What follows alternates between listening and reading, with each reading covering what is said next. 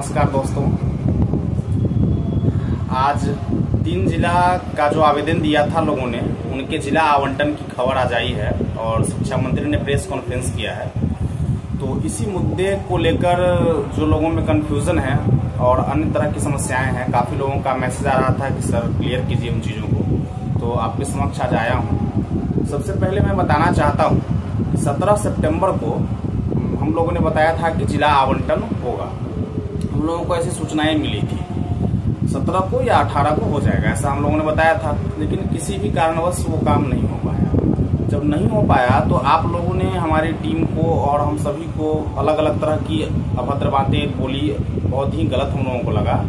थोड़ा आप लोगों को सोचना चाहिए कि हम लोग अगर इन्फॉर्मेशन लेते हैं और कुछ जानकारी पक्का मिलता है तभी बताते हैं, लेकिन इस विभाग में, शिक्षा विभाग में कब क्या हो जाए कहना बहुत मुश्किल है। आप देख रहे हैं कि ये करीब साल लगने जा रहा है ट्रांसफर के लिए। आवेदन जब से लिया गया दिसंबर 2024 से, तब से कुछ भी निश्चित नहीं है।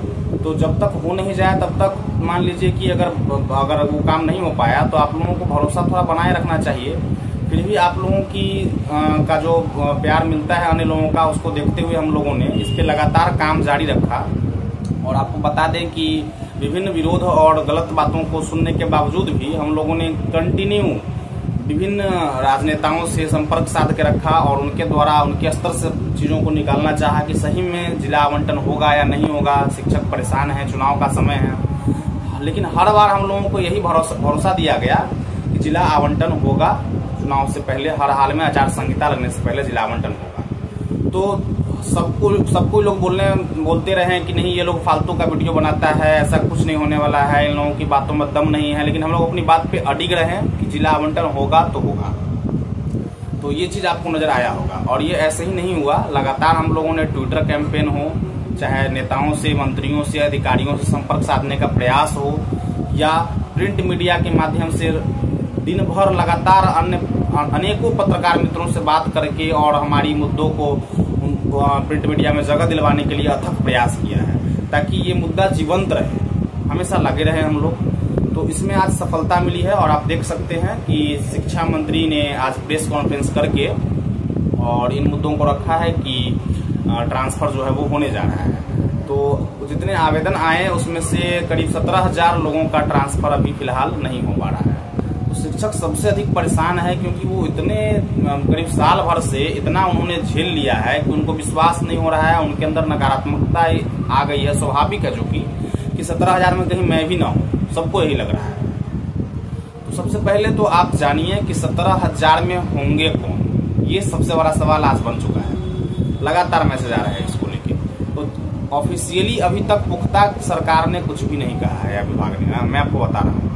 लेकिन जो जानकारी मेरे पास है और जिसकी मोस्ट प्रोबेबिलिटी है, संभावना है, वो यही है 17,000 में वैसे शिक्षक जिन्होंने बिहार के कुछ गिने चुने 7-8 जो सीमावर्ती जिले हैं जिनमें अधिक मात्रा में फॉर्म भरा था, तो वहां पर उनका ट्रांसफर असंभव है। थोड़ा टेक्निकली सोच के देखिए। मैं यहाँ पे एक वर्ग समूह का नाम नहीं लूंगा कि इसका होगा ही नहीं या इसका होगा। आप थोड़ा सोच के देखिए कि किसी एक जिले में जितनी सीटें हैं उससे अधिक लोग अगर वहां जाना चाहते हैं, उससे कई गुना अधिक ही नहीं। अगर सबको मान लीजिए गोपालगंज, कैमूर और पश्चिमी चंपारण या बक्सर, रोहतास, इन्हीं जिलों में जाना है, तो वहां पर जितना सीट होगा उतना ही लोगों को समाहित किया जा सकता है, उससे अधिक तो नहीं किया जा सकता है। तो वैसे लोगों को इस ट्रांसफर लिस्ट में 24,000 या 24,600 जो ट्रांसफर हुआ है अभी, जो आपको दिखेगा, उसमें उनका नाम नहीं आया है, क्योंकि वहां पे सीट ही नहीं है अवेलेबल। तो ऐसे लोगों को अभी फिलहाल रोक दिया गया है और विभाग ने कहा है कि आप दोबारा से फिर से 3 ऑप्शन दीजिए, लेकिन वो 3 ऑप्शन नया होना चाहिए। जो 3 जिलों का विकल्प आपने अभी दिया था, ध्यान दीजिएगा, वो विकल्प आप नहीं दे सकते हैं, कंप्लीटली नया विकल्प देना है, क्योंकि वहां पे सीट नहीं है। और ये सच्चाई बात है, ये बहाना भी नहीं है, सीट नहीं है वहां पे अभी फिलहाल। तो आप ये बात ध्यान रखिए कि 17,000 वैसे लोग हैं जो बिहार के सीमावर्ती जिलों में जाना चाहते हैं। अगर मान लीजिए कि किसी जिले में, अगर आपको ये नहीं सोचना है कि इसमें सारे अन्य राज्य वाले लोग ही होंगे, अगर अन्य राज्य वाले लोग में से कुछ महिलाएं होंगी जो कि अब बिहार के किसी बहुत दूर दराज क्षेत्र में होंगी, तो उनको हो सकता है सरकार प्राथमिकता भी दे। कुछ लोगों को, क्योंकि हमारे बिहार सरकार की प्राथमिकता हमेशा से महिलाएं रही हैं, इस बात को ध्यान देना है। दूसरा, बिहार के भी ऐसे बहुत सारे शिक्षक हैं जो कि कई जिलों में हैं और उनके विद्यालय में शिक्षकों की संख्या बहुत कम हो गई है। वो जानना चाह रहे हैं, तो उनके लिए थोड़ा हो सकता है कि फिलहाल दुखद खबर हो और उनको अभी विश्वविद्यालय आवंटन सूची में उनका नाम न आए। तो ऐसा आपको मतलब मैं बता रहा हूँ, ये संभावना बनी हुई है, इसलिए उस समय आपको बहुत परेशान नहीं होना है। इस बात के लिए थोड़ा सा मेंटली आप प्रिपेयर हो जाइए, ऐसा मैं कह सकता हूँ। तो इन्हीं लोगों को छांटने के बाद लगभग मोस्ट ऑफ जितने भी बचे हुए हमारे रेस्ट शिक्षक हैं बिहार के, महिला शिक्षिका, तो लगभग समाप्त हो जाएंगी, ऐसा मुझे उम्मीद है। और पुरुष शिक्षक, चूंकि ज्यादा पुरुषों का ही हो रहा है, महिलाओं का अधिक हो चुका था, सारे पुरुष ही बचे रह गए थे, अभी तक वंचित हैं, तो उनका ज्यादा हो रहा है पुरुष का। तो अभी आप देखिएगा कि आज रात से लेके और कल पूरे दिन में कभी भी आपका जिला आवंटन सूची जारी हो जाएगा। और इसका कोई पीडीएफ जारी नहीं होगा, जैसा कि इस बार जानकारी मिल रही थी शुरू में कि पीडीएफ जारी हो सकता है या ये बातें चल रही थी हवा में, ऐसा कुछ नहीं होगा। इस शिक्षा कोष पर ही आपको दिखेगा, ठीक है। थोड़ा सा वेट कीजिए, सब्र कीजिए। शिक्षक साथियों से अनुरोध है कि कृपया सब्र रखें थोड़ी देर और ये सूची आपको दिख जाएगी। दूसरा है कि हम अभी देख रहे हैं आप लोग कि सेम जिला के शिक्षक साथी को लेकर विभाग कुछ कर ही नहीं रहा है। पहली बार जब सबसे पहली लिस्ट आई थी तो उसमें सबसे अधिक सेम जिला के शिक्षकों का ट्रांसफर हुआ था, लेकिन बहुत सारे जो शिक्षक बच गए हैं उसके बाद से और वो उनका म्यूचुअल भी नहीं मिल पाया। अब मान लीजिए जैसे कि मुजफ्फरपुर जिले में, मैं उदाहरण के रूप में मुजफ्फरपुर का इस्तेमाल कर रहा हूँ, पारू है, औराई है, साहेबगंज है, मोतीपुर है, ऐसे ब्लॉक हैं जहाँ जाने वाला कोई है नहीं म्यूचुअल लेके, ठीक है, लेकिन आने को सब तैयार है। तो ये समस्या है, तो उनका म्यूचुअल भी नहीं मिला। तो विभाग को ये ध्यान देना चाहिए कि सेम जिला के शिक्षकों का भी आपने ग्रीवांस की बात की, ग्रीवांस भी सबने डाल दिया। उसके बाद जिला कमेटी बनाकर उसको टेक ओवर करने की बात की, लेकिन वो कमेटी कहाँ है किसी को पता नहीं है। और सेम जिला के साथियों का कोई विभाग में सुनवाई ही नहीं हो रहा है, तो बहुत परेशान है।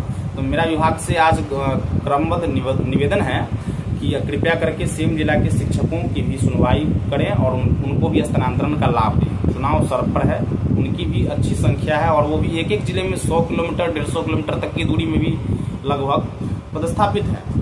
बहुत सारी महिला शिक्षिकाएं हैं, प्रतिदिन स्कूटी से जाती हैं, कभी एक्सीडेंट हो जाता है, कभी कुछ बच्चे हैं छोटे छोटे, बहुत समस्याएं हैं सेम जिला के शिक्षकों की, तो उन पर भी ध्यान देने की आवश्यकता है, ऐसा मेरा निवेदन है विभाग से।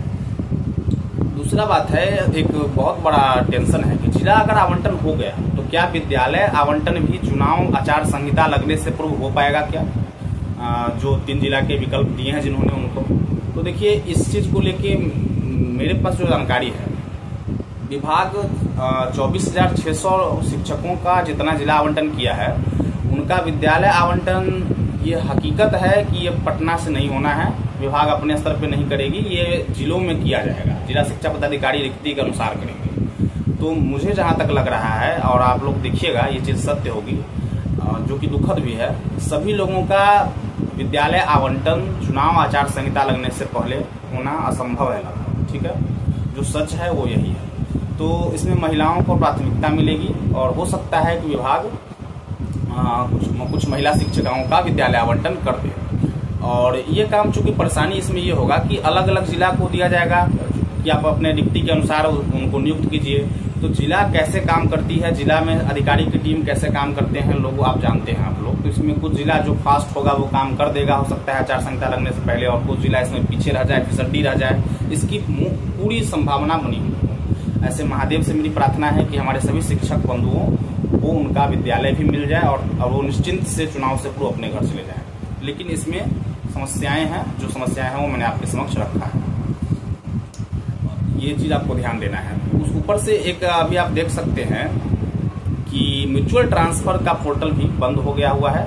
तो स्पष्ट मैं बताना चाहूंगा कि म्यूचुअल ट्रांसफर अब चुनाव से पूर्व नहीं हो पाएगा, चुनाव के बाद ही म्यूचुअल ट्रांसफर खुलेगा। एक बार और मौका देना चाहिए था, हम लोग डिमांड भी किए, लेकिन ये संभव नहीं हो पाएगा। विभाग म्यूचुअल को लेकर बिल्कुल अभी उदासीन है। उनका ध्यान है कि पहले हमारे अंतर जिला के शिक्षक साथियों को घर भेजा जाए, तो इसी काम में विभाग लगी हुई है। तो मैं उम्मीद करता हूं कि जितने भी सवाल थे और मुख्य समस्याएं थी उसका जवाब आपको मिल गया होगा।